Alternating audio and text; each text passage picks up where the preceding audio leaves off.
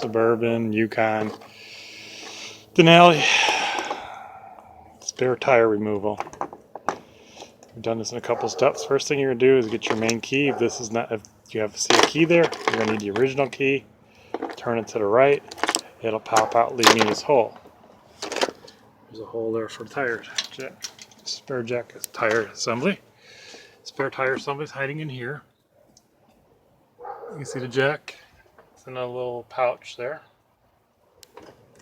There's going to be 3 extensions. One's going to have this, so you're not going to need that one. You're going to put them 2 together. They just push the little balls and they come apart. The widest, fattest end, they all have a fat end, is going to go into the hole. Stick it in the hole and you will be able to grab the spare tire assembly. There's a tube, you just slide right in there and then turn it counterclockwise to drop it, clockwise to bring it up. Obviously it's not going to be that easy by hand, so you're going to grab the spare leg wrench. Leg wrench goes into here and just turns it.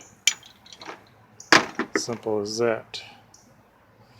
Yeah, on the jack. There's the big end. See that notch? Looks like a 3/8 ratchet. And when you put that jack piece in there, the biggest part of the jack piece, it's going to go down there and go against it. But you got to use the big hole of it. See that? The part that's expanded? That's it. Not the part that's got the ball on it. That's going to be the skin. You're probably going to have to oil the heck out. It's thicker oil, but try something better than penetrating oil. Get it in there. And then once it comes down, you probably got to spray this too, so it works right. This is the release button. I sprayed it and hammered it while the spare tire was down. And then you're going to tilt this.